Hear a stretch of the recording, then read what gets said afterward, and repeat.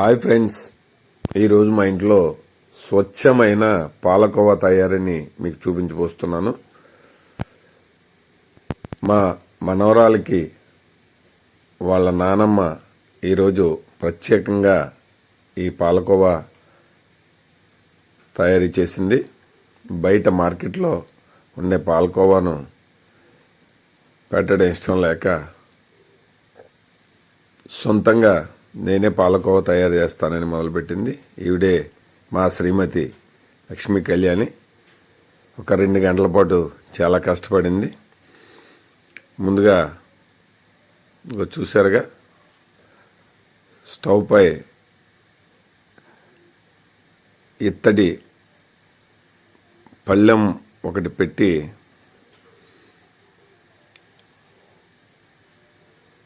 దాంట్లో 2 లీటర్ల పాలను, చిక్కటి గేదె పాలను పోసింది. సన్నని మంటపై పాలను మరిగిస్తూ ఇలా కలిగి తిప్పాలన్నమాట. ఈ రెసిపీ తయారీ ఆవిడే చెప్పింది, కానీ వాయిస్ సరిగా లేకపోవడంతో నేను మళ్ళీ దీని గురించి మీకు వివరిస్తున్నాను. చూశారుగా, పాలకోవా తయారీలో ముఖ్యమైన ఇది ఇలా తప్పనిసరిగా పాలు మరుగుతూ ఉన్నప్పుడు అడుగు అంటకుండా ఇట్లా గరిటతో కానీ ఇలా అట్లకాడతో కానీ కలుపుతూ ఉండాలి. చూశారుగా, పాలు తగ్గుతూ వస్తున్నాయి. ఇలా పూర్తిగా మరిగితే సుమారు ఈ 2 లీటర్ల పాలు 1 లీటర్ పాలకు వచ్చే వరకు, చిక్కబడే వరకు కూడా మనం ఇలా కలిగి తిప్పుతూ ఉండాలి. చూసారుగా, పాలు తగ్గుతూ వస్తూ ఉండడం మనం ఈ వీడియోలో గమనించవచ్చు. అయితే తప్పనిసరిగా మాత్రం ఎటువంటి అశ్రద్ధ లేకుండా పాలను మాత్రం ఇలా కలుపుతూనే ఉండాలి. లేకపోతే అడుగంటి పాలు మాడిపోయి త్వరకలుగా వచ్చి పాలకోవా అంత అందంగా రాదు. కాబట్టి ఫ్రెండ్స్, ఈ చిన్నారి కోసం అలా నానమ్మ చేసే ఈ పాలకోవాను మనం పూర్తిగా చూసేద్దాం. చూశారు కదా, పాలు తగ్గుతూ ఉండడం మనం గమనించవచ్చు. ఇలా తగ్గుతూ ఉన్న పాలలో ఎటువంటి నిర్లక్ష్యం లేకుండా మనం ఆ పాలను మాత్రం 2 గంటల పాటు మనం కలపాల్సిందే. కలపకపోతే పాలకోవా దెబ్బతింటుంది. చూసారుగా, ఇక దగ్గర పడుతుంది పాలు. ఇక మనం దీనిలో పంచదార వేసుకునే సమయం ఆసన్నమైనట్టే. చూసారుగా, మనం 2 లీటర్ల పాలు పోసాం. సుమారుగా 1.5 లీటర్ వరకు, 1/2 లీటర్ పైన మనం మరిగిపోయి ఇక ఇప్పుడు పంచదార వేసేయచ్చు. సుమారు ఇప్పుడు చిన్నపిల్లలకు కాబట్టి మనం పంచదారని చాలా తక్కువగా తీసుకున్నాం.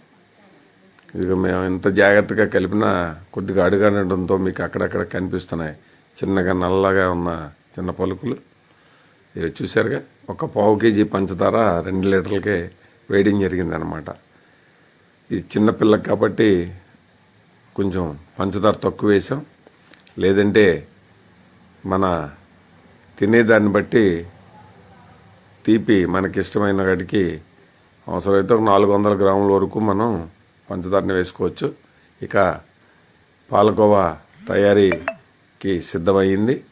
చూసారుగా, ఎటువంటి గడ్డలు కట్టకుండా మనం దాన్ని కలుపుతూనే ఉండాలి. దగ్గర పడింది. ఇక పాలకోవా తయారు అవడం మనం తినడమే తరువాయి. చూసారుగా, మనం కష్టం అనుకోకుండా చిన్నపిల్లలకి మన ఇంట్లోనే తయారు చేసుకోవడంలో ఉన్న ఆనందం ఇంకా దేంట్లోనూ రాదు. రుచికి రుచి, చూసికి చూసి ఉంటుంది. క్వాలిటీగా ఉండే ఇటువంటి పాలకోవా మీ ఇంట్లోనే చిన్నారులు ఉంటే మీరు ఒకసారి ట్రై చేయండి ఫ్రెండ్స్. చూసారుగా దగ్గర పడింది. ఇక మనం దాన్ని అలా కలుపుకోవడం వల్ల కొంచెం స్మూత్గా వస్తుంది, ఎటువంటి గడ్డలు లేకుండా. ఇంకొంచెం చల్లారిన తర్వాత మనం కోవా బిళ్ళలు మనం తయారు చేసుకోవచ్చు. మనకు నచ్చిన ఆకారంలో కోవా బిళ్ళలు తయారు చేసుకోవడానికి కోవా రెడీ అయిందనమాట. చూసారుగా ముద్దగా ఎలాగయిందో. దీన్ని కొంచెం చల్లారనిచ్చి మన నచ్చిన రూపంలో కోవాలను తయారు చేసుకోవచ్చు. కాబట్టి ఫ్రెండ్స్, ఇలాంటివి మనకెంతో సంతృప్తినిస్తాయి. మన చిన్నారులకి మన చేతితో తయారు చేసి పెట్టిన దాంట్లో ఉన్న ఆనందం మరి దేంట్లో లేదు. చూశారుగా కోవాలు మేము ఇలా ఉతుకున్నాం మాకు నచ్చిన ఆకారంలో. కాబట్టి ఫ్రెండ్స్, ఈ వీడియో మీకు నచ్చినట్లయితే కామెంట్ చేయండి, షేర్ చేయండి, లైక్ చేయండి. ఇంకా నా ఛానల్ సబ్స్క్రైబ్ చేసుకున్న వాళ్ళు ఎవరైనా ఉంటే please subscribe my channel. Thank you friends, thank you all, thank you very much. నా పాలకోవాలు ఎలాగున్నాయో మీ కామెంట్ల ద్వారా తెలియజేయండి ఫ్రెండ్స్. మీ కామెంట్ల కోసం ఎదురు చూస్తూ ఉంటాను. ఇంకా నా ఛానల్ సబ్స్క్రైబ్ చేసుకున్న వాళ్ళు ఎవరైనా ఉంటే please subscribe my channel. Thank you friends, thank you all.